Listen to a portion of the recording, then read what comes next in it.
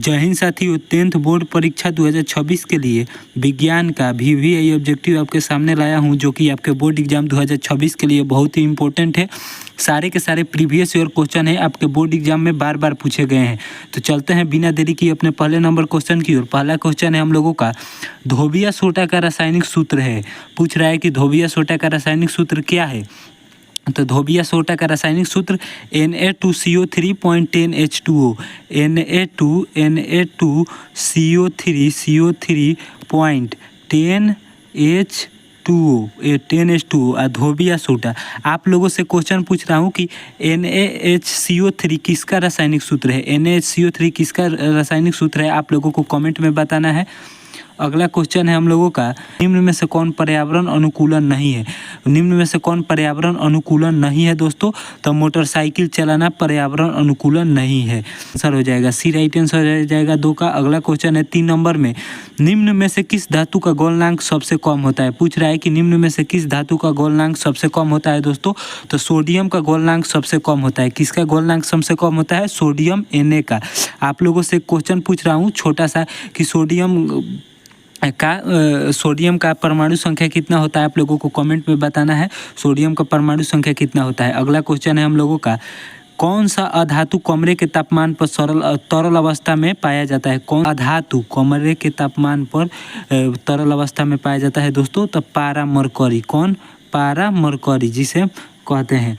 अगला क्वेश्चन है हम लोगों का 5 नंबर में, निम्न में से कौन स्वच्छ ऊर्जा स्रोत है। पूछ रहा है इनमें से कौन स्वच्छ ऊर्जा स्रोत है दोस्तों। तो प्राकृतिक गैस। आप लोगों से जितना क्वेश्चन पूछ रहा हूँ, अगर मालूम है तो बताना, नहीं मालूम है तो कोई बात नहीं, लेकिन ध्यान दीजिएगा आपके बोर्ड एग्जाम नियर आ रहा है तो मन लगा कर पढ़िए। ज़्यादा समय नहीं है और समय बहुत ज़्यादा भी है देखा जाए तो। अभी से आप पढ़िएगा तो 450 नंबर ला सकते हैं। अगला क्वेश्चन है हम लोगों का, स्वपोषी पोषण के लिए आवश्यक है। पूछ रहा है स्वपोषी पोषण के लिए क्या आवश्यक है दोस्तों।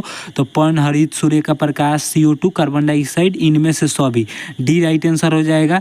6 का डी राइट आंसर हो जाएगा। अगला क्वेश्चन है 7 नंबर में, निम्न में से कौन सा संबंध सत्य है। पूछ रहा है निम्न में से कौन सा संबंध सत्य है दोस्तों।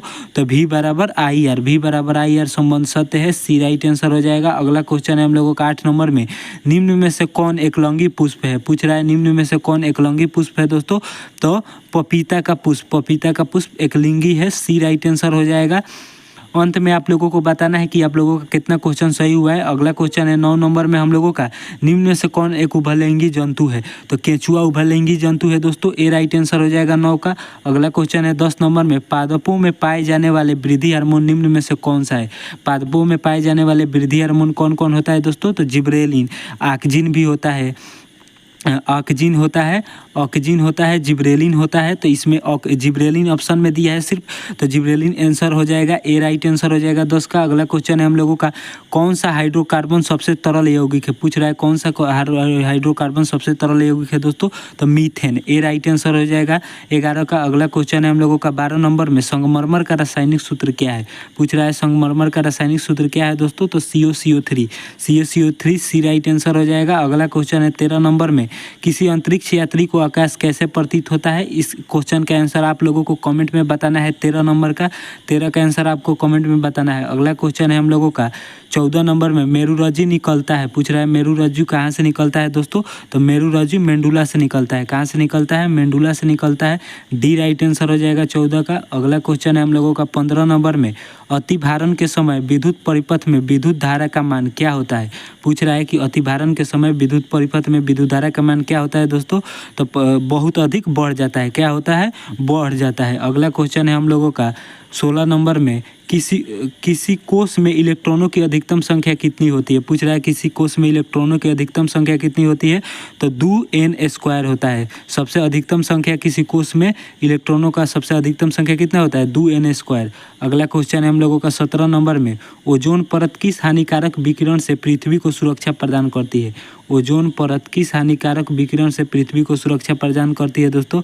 तो पराबैंगनी विकिरण से। किससे, पराबैंगनी विकिरण से। सी राइट आंसर हो जाएगा। अगला क्वेश्चन है हम लोगों का 18 नंबर में, ऑक्सीजन के दो परमाणुओं के बीच कितने अबंध बनते हैं। पूछ रहा है कि ऑक्सीजन के दो परमाणुओं के बीच कितने अबंध बनते हैं। तो ऑक्सीजन के दो परमाणुओं के बीच द्विअबंध बनते हैं। कितने अबंध बनते हैं? द्विअबंध बनते हैं। बी राइट आंसर हो जाएगा 18 का।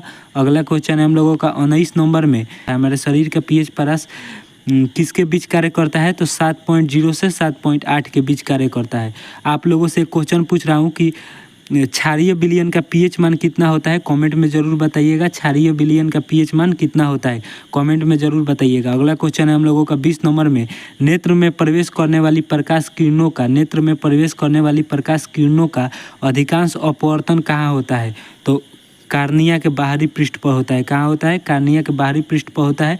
ए राइट आंसर हो जाएगा 20 का। 20 क्वेश्चन में आप लोगों का कितना क्वेश्चन सही हुआ है कमेंट में ज़रूर बताइएगा। और आप लोग कहाँ से वीडियो को देख रहे हैं, अपने ज़िला का नाम कमेंट में ज़रूर बताइएगा। मिलते हैं अगले वीडियो में। जय हिंद।